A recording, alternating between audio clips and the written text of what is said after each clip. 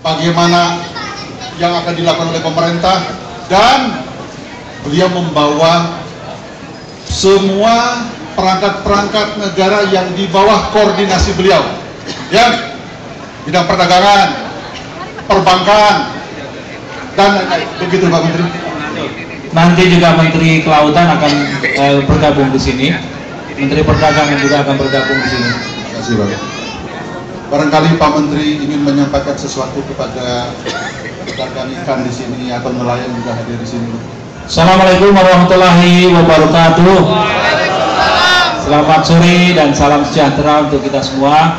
Pertama, saya mengucapkan selamat berpuasa bagi yang berpuasa, dan saya sungguh bersyukur bisa hadir di tengah-tengah para nelayan dan komoditas pedagang ikan di pasar ikan di Muara Angke yang sangat terkenal, tapi tampaknya sudah harus kita perbaiki agar pedagang dan para nelayan lebih mudah, lebih gampang, lebih sehat untuk berdagang di Muara Angke ini. Nah, kedatangan saya bersama-sama nanti dengan beberapa menteri tidak lain adalah ingin langsung melihat, karena Presiden juga sekarang sedang melakukan safari Ramadan juga. Beliau sekarang berada di daerah Jawa Barat dan menuju Tasikmalaya. Besok sudah akan berada di Tegal, dan dari Tegal beliau akan pulang naik kereta api. Kami para menteri diminta semuanya untuk turun safari Ramadan ke seluruh daerah. Beberapa minggu yang lalu saya juga berkunjung ke Bogor, ke Cirebon, ke Tasikmalaya, dan ke Purwakarta, ke semua daerah-daerah, ke sentra-sentra aktivitas ekonomi masyarakat yang kita sebut sebagai usaha menengah, kecil, dan mikro, baik sentra produksi, peternakan sapi, sayur, dan sebagainya. Hari ini khusus mendatangi komunitas perikanan Republik Indonesia. Ya, kalau di Jakarta ini di mana lagi kalau bukan di Muara Angke. Nah, kenapa kita perlu turun? Kita ingin mendengar dan melihat langsung apa yang menjadi kendala, apa yang harus dilakukan, apakah memang ada hal-hal yang perlu mendesak untuk dilakukan. Karena pemerintah saat ini betul-betul mendorong untuk meningkatkan konsumsi ikan per kapita, agar protein rakyat Indonesia tidak hanya bersumber dari daging sapi saja, akan tetapi ada diversifikasi agar protein juga dapat dipenuhi dari ikan. Saat ini kita konsumsi ikan kita masih sangat rendah, masih 30 kg per kapita. Jadi satu orang itu mengkonsumsi ikan itu 30 kg per tahun. Rendah sekali bandingkan dengan Jepang 150 kg, 5 kali lipatnya. Jadi saya anjurkan semua kita setiap hari makan ikan. Kalau semua makan ikan, konsumsi per kapita naik, nelayannya jadi sehat, pedagang ikannya juga menjadi sehat dan maju, karena yang beli ikan juga banyak.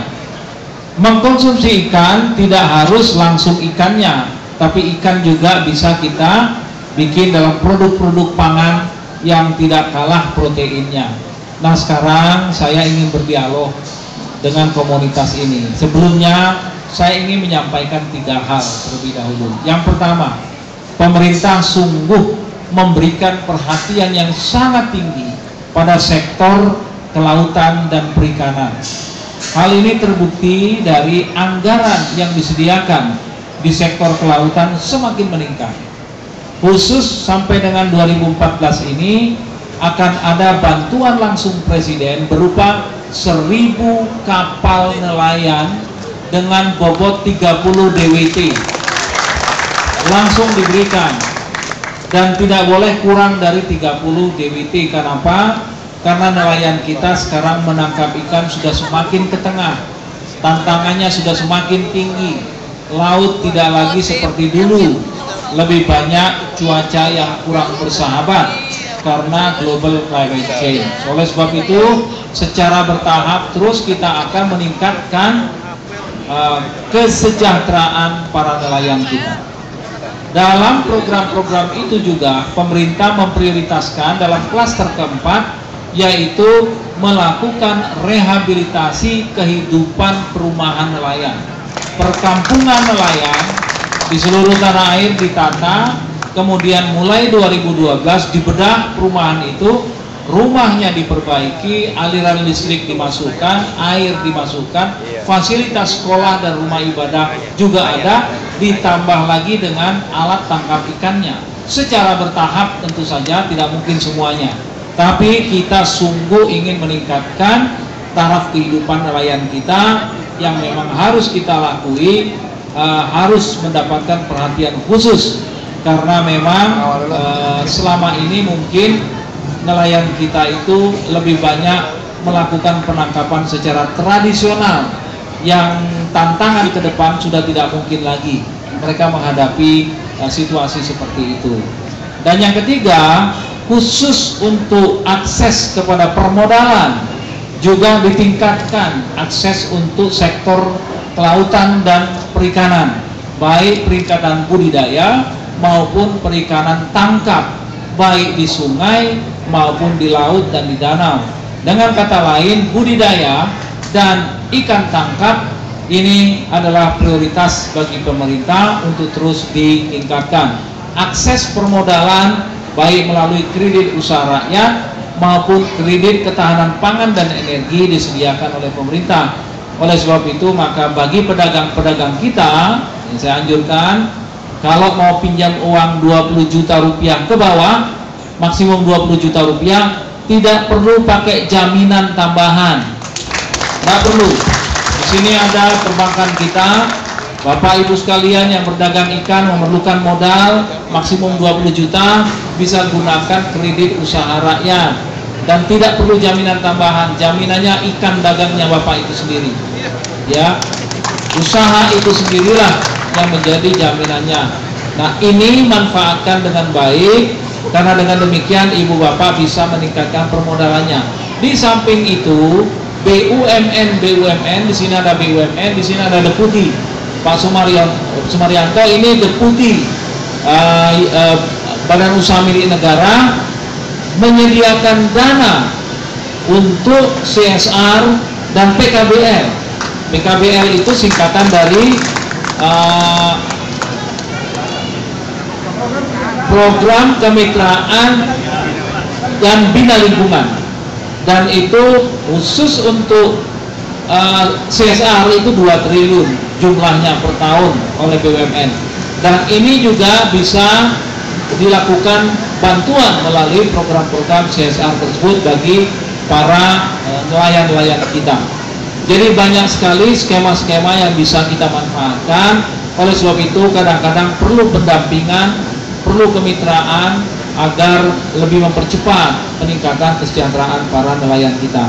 Bagian terakhir adalah pasarnya sendiri. Nelayan kita jangan dia disuruh nangkap ikan, setelah itu mikir lagi di mana barang ini dijual.